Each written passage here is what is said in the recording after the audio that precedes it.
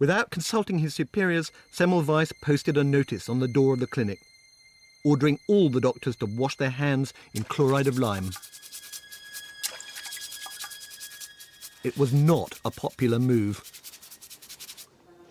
The doctors found all this faddish hand washing tedious, pointless, time-consuming. Semmelweis had to hang around the wards day and night to force them to do it properly. But he was determined. Semmelweis's hand-washing regime now began to produce spectacular results. Death rates from childbed fever plunged down from more than 10% to less than 3%. Dozens of women who would otherwise have died now lived. This must have been the happiest period of Semmelweis's life.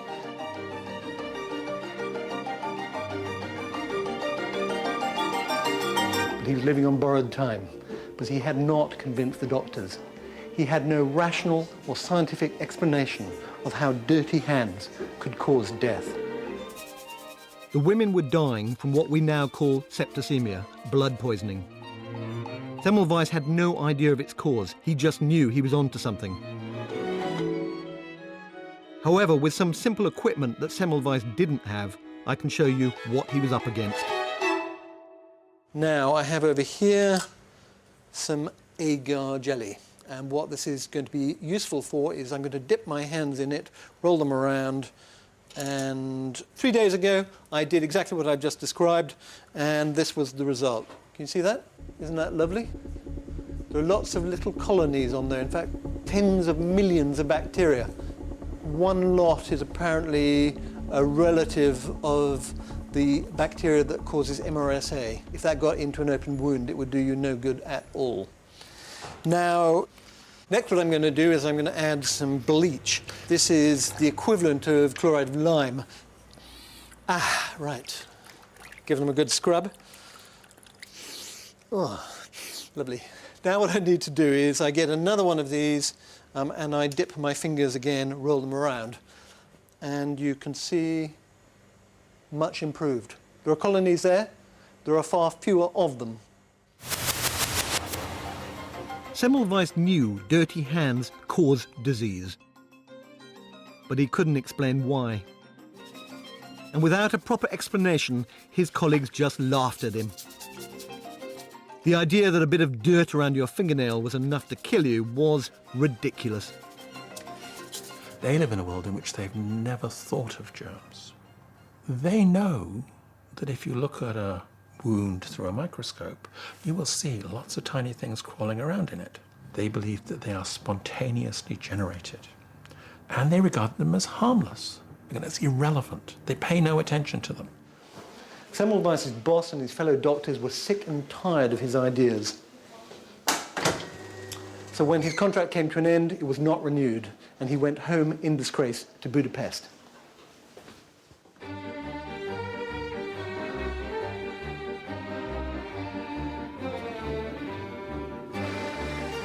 He ended up here, the St. Rochus Hospital, as director of the maternity ward. When Semmelweis first came to this hospital, the maternity unit was in a terrible state. 1 in 3 women who came here to give birth died of childbed fever. Semmelweis was about to change that.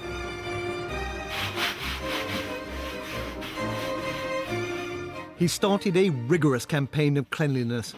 Hands, linen, instruments, all had to be cleaned between patients.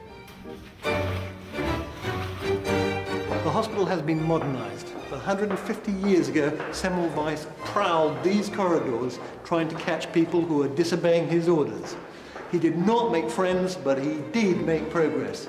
It took him 6 years, but he managed to cut death rates from over 30% to less than 1%. Meanwhile, in Vienna, where they had abandoned his methods, hundreds of women now died every year from hospital-caught infections.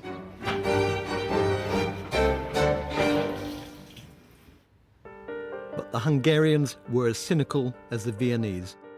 And this disbelief, combined with Semmelweis's rather bullying style, meant once again he managed to alienate the hospital staff. And the knowledge that no one was listening to him was starting to drive him mad.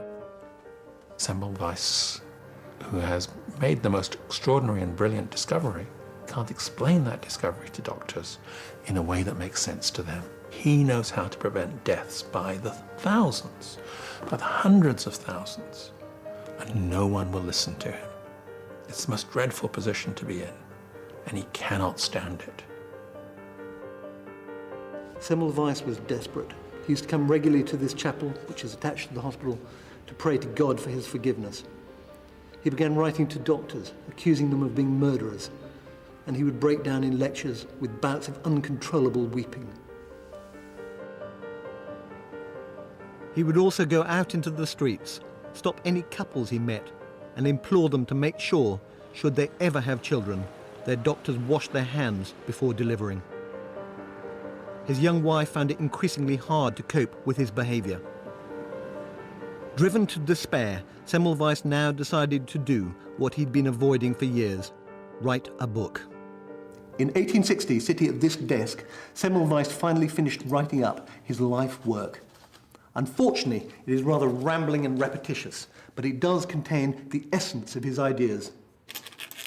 The carrier is the examining finger, the operating hand, instruments, bed linen, atmospheric air, sponges. It was an insight that could have saved thousands of lives. For doctors who approach this book with an open mind, it's all here. But Semmelweis spoils it somewhat by spending the last half of the book launching a long and vitriolic attack on all his many critics. And with the book, he sent out venomous, ranting letters.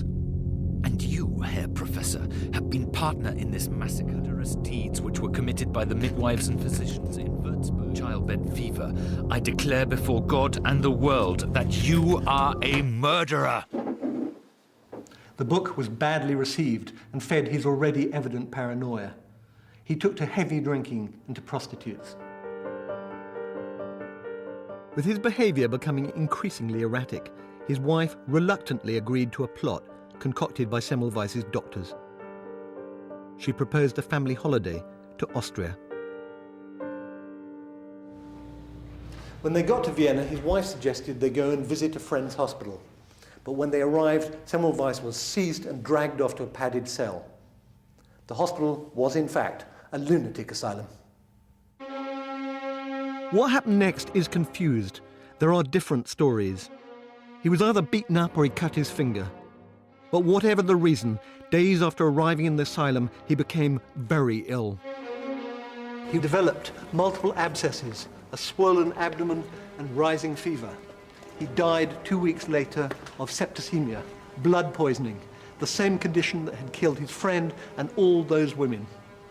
He's buried here in the family home, quite literally in the family home, behind this wall. He was just 47 when he died.